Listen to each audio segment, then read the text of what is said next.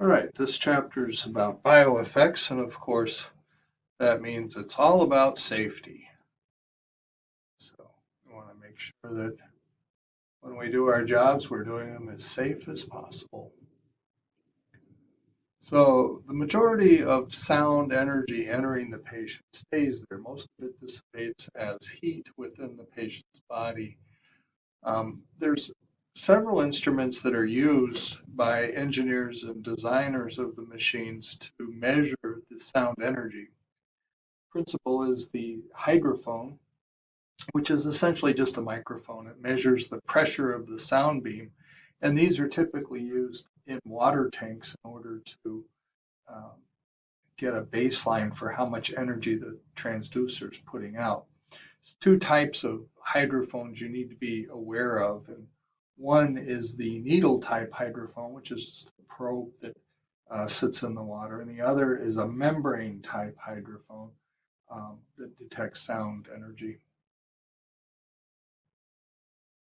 They both do the same thing, and that is just measure the pressure of the sound. Sound has a radiation force, a radiative force. This is the pressure put on the tissue by the sound itself. Um, this is also known as a feedback microbalance, but don't need to know that so much. But the radiative force should not be confused with radiation, ionizing radiation, which other imaging modalities use, such as X-ray or CAT scans. The radiative force of ultrasound is just simply pressure. In our discussion of bioeffects here, we're going to be talking a little bit about the acousto-optics, and there's also an acoustic optical imaging technique that's being developed that gives higher resolution than straight ultrasound. But I just wanted to mention these Schillerin images, um, which allows us to see the shape of the sound beam and within those sound beams, how they're acting, reflections that come off.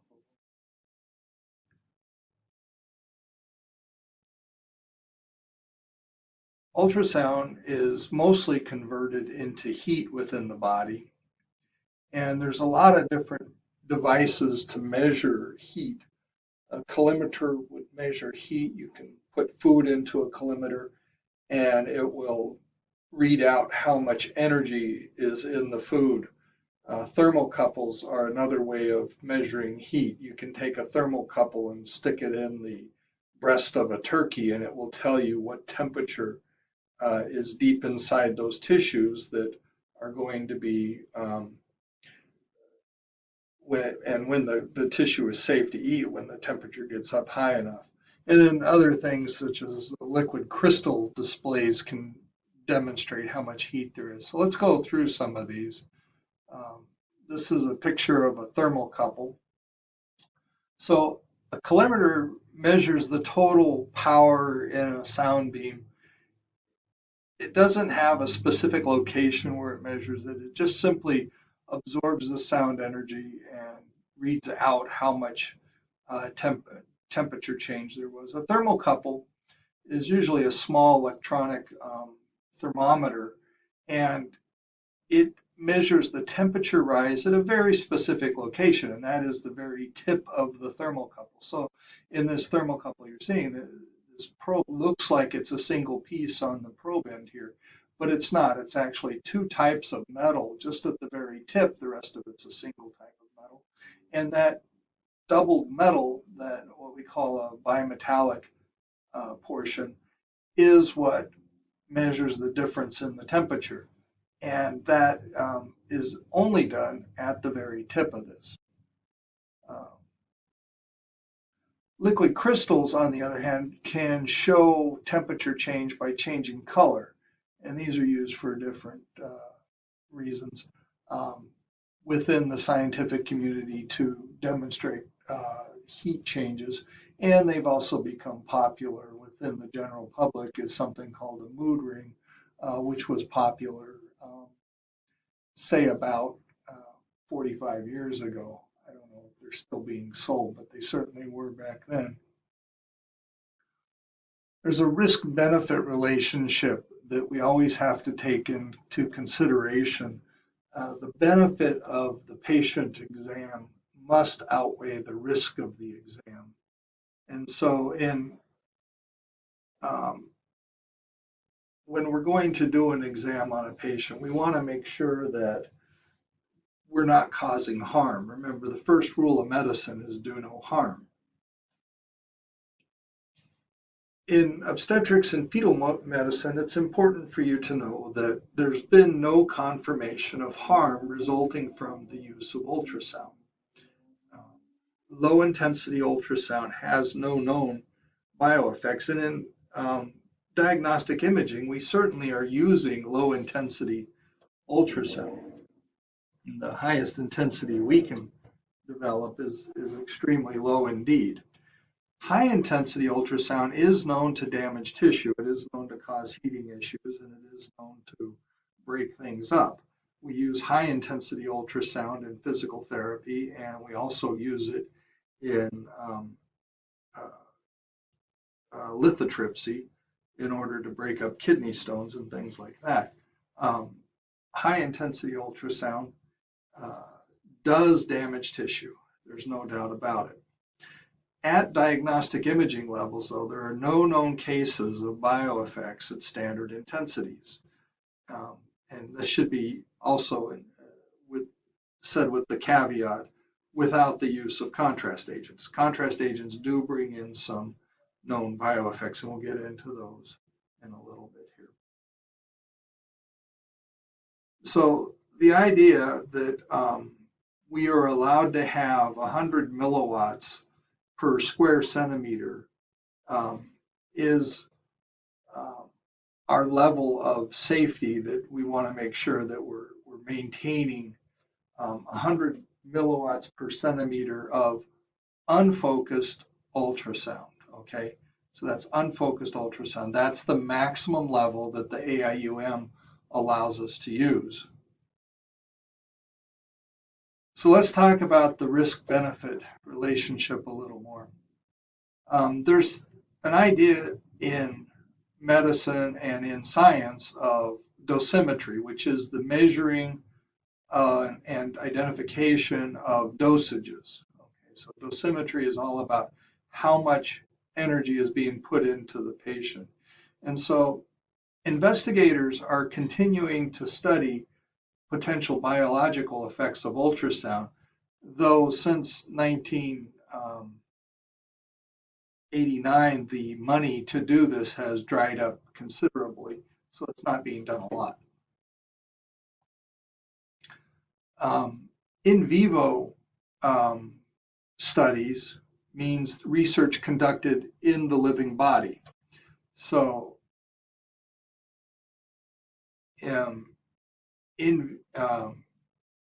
as opposed to in vitro. In vitro is outside of the body, and it literally means in glass, in vitro. In vivo means in life, in the body.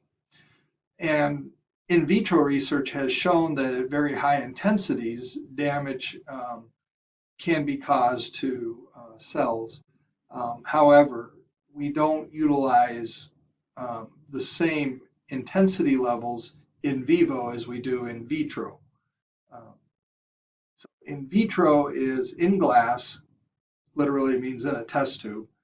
Research performed outside of the body, and this is to provide an idea of where investigators should look with human subjects. So you do a study in vitro and you start seeing changes, and then you go, oh, well, let's look for that in vivo. But the fact is that results that you get in vitro may not apply to the in vivo situation, and therefore you may not have the same outcomes. But like I said, the in vitro serves as the basis for designing in vivo studies, and so therefore we utilize it still. However, if you extrapolate what you find in vitro to in vivo, you must use a lot of caution because it may not simply apply. So different study techniques that we use in studying bioeffects we have the mechanistic approach, which tries to find the actual mechanism that produces the bioeffects. Okay, so we know that with ionizing radiation, one of the mechanistic properties is that the ionizing radiation creates free radicals of oxygen in the body, and these free radicals then go through the body and rip apart uh, atoms by pulling the electrons off of them. So that's a mechanistic finding of ionizing radiation. However, we don't have that in ultrasound. We are still looking for mechanistic findings that would cause um, problems at diagnostic levels, but we do know of some mechanisms that can cause issues at higher levels. All right, so that's the mechanistic approach. It searches for the relationship between the cause and effect. Okay, and then there's the empirical approach, which seeks a relationship between exposure levels and response. So if you have a biological outcome based on a certain level of exposure, therefore we can say that that is a empirical approach. We saw the biological outcome, however, it was only associated with the certain amount of exposure, but we don't know the mechanism that caused it. So that's the empirical approach. Mechanistic, we find what causes the problem, and we then begin to understand the causes and the outcomes. When the mechanistic and empirical conclusions agree, that is when the strongest conclusions can be formed. And that is what the FDA generally looks for. Is there both a mechanistic and empirical conclusions to a study? So the different mechanisms of bioeffects, we have two types that we're interested in. Mechanical, which is the mechanistic more or less. Well, no, I won't say that. Both thermal and mechanical can have mechanistic issues. So let me just take that back. Thermal, which is heating, and mechanical, which is cavitation. And cavitation is the forming and destruction of microbubbles by sound energy. During rarefaction, the bubbles form, and during compression, they collapse. And they can collapse with a lot of energy. Thermal effects are simply the heating of the tissue. The thermal mechanism is that bioeffects result from elevation of temperature. The sound is converted into heat, and if we get hot enough, then the body begins to break down. And certainly over 140 degrees Fahrenheit, or in that range, we start seeing proteins become denatured and breaking down. However, the body's never going to get up to 140 degrees Fahrenheit. If you get to 104 or 5, you start having severe problems. So thermal effects we measure with something called the thermal index, TI, thermal index. And there's 3 different thermal indexes we're going to use. And one is TIS, which is the thermal index in soft tissue.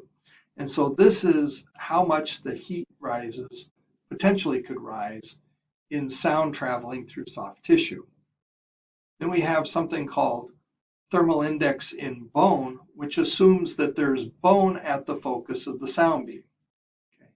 And so bone at the focus of the sound beam is what occurs when we're doing obstetrical imaging. So TIB, thermal index in bone, is the measurement that we use when we're doing obstetrical ultrasounds. Sometimes, however, we have bone in the near field, and that's when we are doing cranial ultrasound. So transcranial bone thermal index assumes that bone is in the near field, and this is what we use. TIC is what we use for cranial imaging. So thermal index is a useful predictor of temperature rise. Again, it only predicts the temperature rise. It doesn't actually say this is what the temperature rise is. It says what the temperature rise could potentially be. If we have temperature rise above 2 to 4 degrees Celsius, and so I think I probably should have had a a C in there, but we always are talking about Celsius when we're talking about scientific temperature rises. So 2 to 4 degrees Celsius certainly can cause infertility. We know that tissue damage begins at 2 degrees rise in Celsius. And we measure that with our intensity at the spatial peak temporal average. That is the maximum heating intensity level. That is the point in space that receives the maximum energy over time. And the FDA limit for SPTA intensity is 720 milliwatts per centimeter squared. And that is for unfocused ultrasound. Excuse me, yeah, that's for unfocused ultrasound. No bioeffects have been observed for temperature increases of up to 2 degrees Celsius for exposures less than 50 hours. No fetal effects have been reported at temperatures less than 39 degrees C. And remember that the mother's body temperature starts out at 37 degrees C, so that 2 degrees rise in temperature would be accounted for in this. And we do know that bone absorbs more acoustic energy than soft tissue, therefore that's why the tissue thermal index bone is so important to obstetrical imaging, is because the temperature rise in soft tissues near bone is going to be much higher than any other location. As the bone absorbs the energy, it dissipates it into tissue around it. So the soft tissues near bones are what actually get the most heating. With thermal effects, it's important, empirical and mechanistic effects are correlated very well. We know that thermal effects cause damage if they're high enough. We know what the mechanism of that damage is, protein denaturation. Mechanical mechanisms are non-thermal. These are mechanical in nature. There's a radiative force exerted by the sound into the tissue. This is the shear stresses. And sometimes you can see this as fluid streaming on your ultrasounds. If you turn the color on, if you're looking at like a hydrocele in the scrotal sac and there's a lot of small particles in there, you can turn on the color and you'll actually see fluid streaming occur due to the forces exerted by the sound on the small particles within the fluid. Another type of mechanical mechanism is cavitation, and this is the interaction of sound with stabilized gas bubbles. So there are bubbles from dissolved gases in fluid. These exist in the body. In divers, they go underwater, and when they come back up, if they don't decompress properly, they end up with a lot of bubbles in their tissues, and that can actually be fatal to them. So there are bubbles, dissolved gases in the body, and when sound interacts with these bubbles, these can then expand into larger bubbles during rarefaction, and then collapse with great energy during compression. Cavitation has only been observed at diagnostic levels in lung tissues because the lung already has stabilized gas bodies in it. And so we see some cavitation at diagnostic ultrasound levels in the lung. So just to let you know the effect of cavitation, this is a pump propeller that has eroded due to cavitation. So this is just an impeller that sits in a fluid and spins around. And you can see how the cavitation has completely eroded this impeller because it was running at too high a level. It just eats it up. In fact, cavitation is the #1 cause of the loss of propellers for the U.S. Navy. They have to replace large propellers all the time due to the fact that as they're moving in water, these micro bubbles form and start eating away at the metal on the propeller. There's two types of cavitation. One is called stable cavitation, and the other is transient cavitation. So at stable cavitation, at low mechanical index levels, stable cavitation can occur. And this is when gas bubbles expand and contract, and they just sit there and rhythmically expand and contract, but they don't burst. And so this is fine. This occurs. We call this stable cavitation, and everything's fine. It's when they burst that it's a real problem. So we see stable cavitation with the microstreaming that I described earlier, and with shear stresses. And we'll talk about shear stresses when we go to discuss. Well, we had shear stresses already in the short chapter, the portion on elastography. Anyhow, moving on, during rarefaction, these bubbles enlarge, and then during contraction, they contract. Inertial cavitation, or unstable cavitation, if you will, is when the bubbles get big enough and then they implode. So inertial or transient cavitation, so we utilize the term transient, inertial, or normal cavitation to describe cavitation where the bubbles burst. So don't confuse stable cavitation with normal cavitation. Stable cavitation, bubbles don't burst. Normal cavitation, bubbles burst. Okay. This is not considered a clinically significant finding because it doesn't really happen at diagnostic levels. It can happen, though, if the pressure of the ultrasound wave becomes only as little as 10% more than what is creating stable cavitation. So it's a pretty fine line between stable cavitation and inertial cavitation. When these bubbles collapse, though, they can create local hotspots with temperatures up to 10,000 degrees Kelvin and up to 1,000 atmospheres pressure.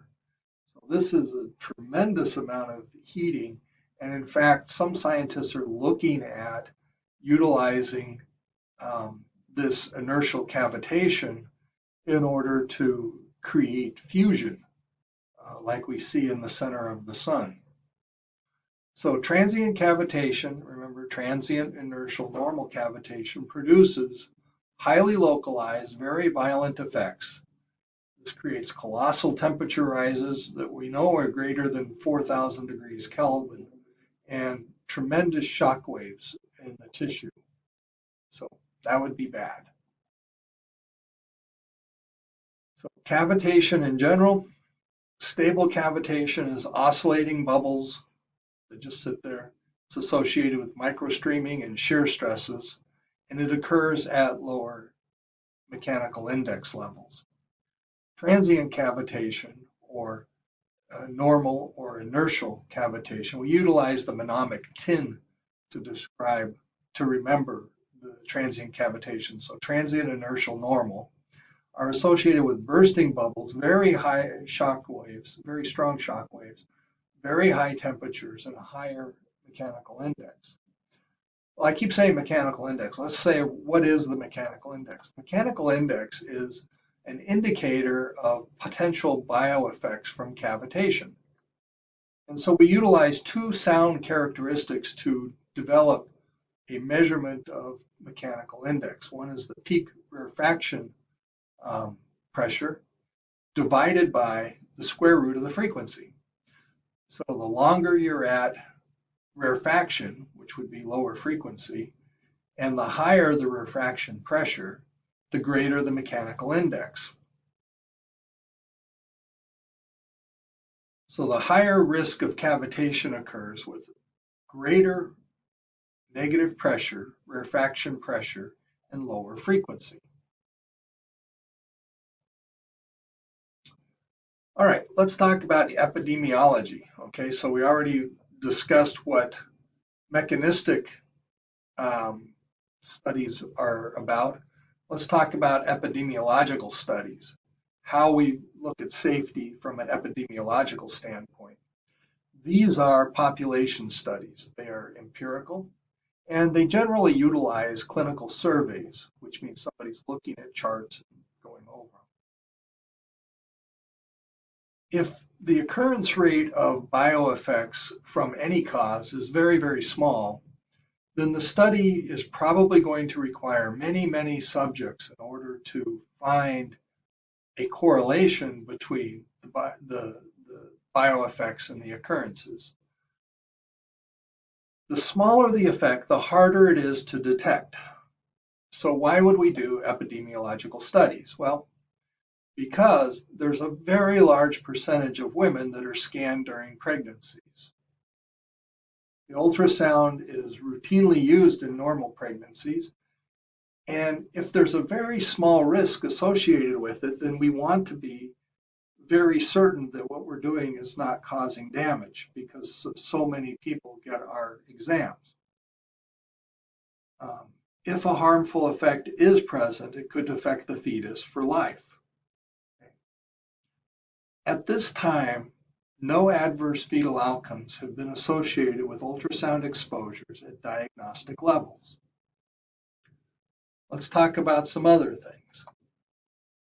So, limitations of these epidemiological studies. These studies are often retrospective, which means that they're going back and looking at old records, checking them and seeing if there's any data that they can glean out of the records that would lead to them understanding negative outcomes that could have been caused by something that they found in the record. Ambiguities in this data can certainly exist. What was the justification for the exam? Was the patient already sick? What is the gestational age of the fetus at the time of the exam? If this varies, it may mean that you have to do more studies. How many exams, how many numbers of exams did the patient have? Did they only have one exam and there was a negative outcome? Did they have 50 exams and there was a negative outcome? What was the overall total exposure time? This is going to vary from patient to patient and for the technique used by the sonographer. So all these things can be ambiguous and may hide the fact that outcomes are occurring or may indicate an outcome occurring that really didn't exist. So a lot of babies are just simply born with problems. These problems may occur, and it may not have anything to do with the fact that the person was undergone an ultrasound. So there can be environmental factors, poor nutrition, patients that smoke, alcohol abuse, drug abuse, perhaps even the sound of jackhammers could cause problems, I suppose. Though I don't think that has been proven. I think the cigarette smoke maybe have more of an issue. So epidemiologic studies are generally the best ones are prospective and randomized studies, which means you do like a double-blind crossover study and you look at the results. However, most of our studies are retrospective. Prospective studies, you do them, you look at the information that the patient is going to undergo, and then you decide if that's going to, you look at patients that don't take that. So red pill, blue pill, all the patients that took red pills had this outcome. Patients that received the blue pill had a different outcome. Therefore, that's a prospective study. We knew what we were giving the patients, and we looked at the results that came about from it. Randomized is when a group is exposed to ultrasound and the other group abstains from the ultrasound. Well, unfortunately, when we're doing ultrasounds on pregnancies today, everybody gets one, right? So there is nobody that's abstaining from ultrasounds because we have found already that there is good medical benefit from them. We can see negative outcomes before they occur, and therefore, because we know that there's good results that come from them, there's no point in not doing the ultrasound. So we don't have a group that abstains from the ultrasound so we can do the studies. And if you do a prospective and randomized study, you can eliminate other risk factors. Parachutes, in fact, have not ever been proven to work. Nobody's done a randomized study where they took people and they've given them a parachute. They gave half of them a parachute and half of them no parachute. Okay, and then pushed them out of a plane and see which ones did better. Okay, so nobody's proven that parachutes work. However, because of the effectiveness of them, they have been utilized for quite some time, and in many cases utilized quite effectively. However, we don't know for sure that they actually work because nobody's done a randomized controlled trial. So the AIUM, one of their official statements is, based on the epidemiological data available and current knowledge of mechanisms, have found that based primarily on exposure conditions prior to 1992, there's no bad outcomes. Okay. So their conclusion is that no confirmed bioeffects from exposure to ultrasound have been reported. It is possible, however, that bioeffects may be identified in the future. They believe that the benefit to the patient outweighs the risk, and that it's appropriate to use diagnostic ultrasound prudently to provide a benefit to the patient. The AIUM also states that it's inappropriate to use diagnostic ultrasound in a non-medical setting for entertainment. And I did a quick look around to see who's actually out there doing non-diagnostic ultrasound in the Phoenix area. And just a quick glance on the Google map showed at least 9 different locations where you can go get a non-diagnostic ultrasound. And I want to say something about this right now. One is that I have seen articles written about the benefit of non-diagnostic ultrasound and how it improves maternal-fetal bonding. So that's an improvement to the mother's health because she bonds more with the baby and therefore takes better care of herself. I've also known, I will say I've seen articles, but these were not published articles because of the AIUM statement that it is inappropriate to use diagnostic ultrasound in a non-medical setting. They have the publishers of both the JUM and the JDMS, Journals for Diagnostic Medical Ultrasound, have refused to publish articles that show a benefit from non-medical setting for entertainment ultrasound. And so research has been done which shows a benefit of this, but it won't get published. So that's one point. The other point I want to make is that when you're in a diagnostic center doing ultrasound, as we're trained to do,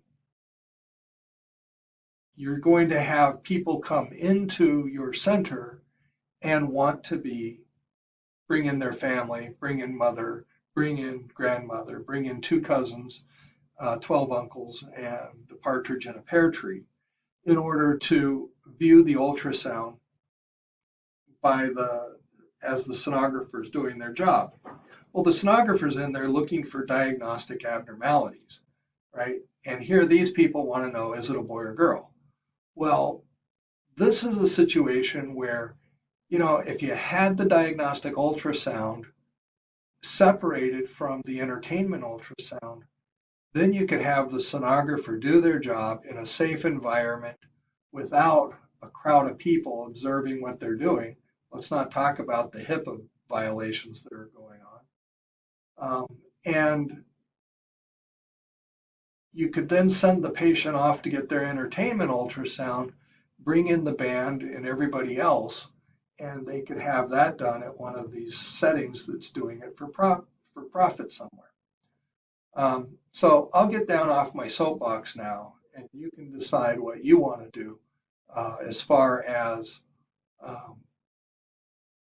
whether or not entertainment ultrasound is prudent or not. Edelman states in his book that it's never appropriate to use diagnostic ultrasound for entertainment. I've said all I need to say. All right, so ultrasound safety in training and research. So we are allowed, basically this says we are allowed to utilize ultrasound for training and research, even if it's non-diagnostic and non-entertainment, whatever. So we can train you to use ultrasound by scanning you. And so that's safe. We can do that. Electrical safety. Precautions such as proper electrical grounding of your machine should always be used. Instruments should be checked regularly. Your transducer is in direct contact with the patient, and therefore that is the point where the greatest risk to patient safety occurs.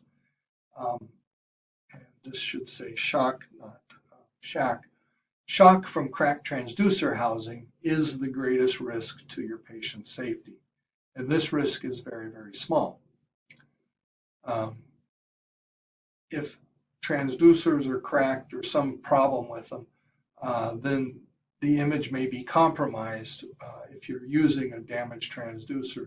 So damaged transducers should be taken out of use as soon as possible. So overall safety considerations: only perform studies with valid medical justification. Do not prolong studies without medical justification. You want to minimize your exposure time. Exam time is the primary determinant of patient exposure. Use the minimum power that you can and maximum amplification to optimize image quality. Be aware of ALARA. ALARA is always as low as reasonably acceptable. So your power should be as low as reasonably acceptable. Be prudent, careful, judicious, and be a professional. And I'm going to leave you with one other thing that I didn't see covered in Edelman that you need to know. That is the 100 milliwatts per centimeter squared power rating is for focused ultrasound. The maximum allowable for unfocused is 1,000 milliwatts or 1 watt per centimeter squared. So those are definitely SPI test questions. If you see 100 milliwatts associated with focused ultrasound, 1,000 milliwatts or 1 watt is associated with unfocused ultrasound. No, I've got that backwards. 1,000 milliwatts is focused. Okay, 1,000 milliwatts is focused because it's in a smaller area. 100 milliwatts is unfocused. Good, there we go. Now we've got it. 100 milliwatts unfocused ultrasound, 1,000 milliwatts focused are our limits. Okay, there you go. That is an SPI test question.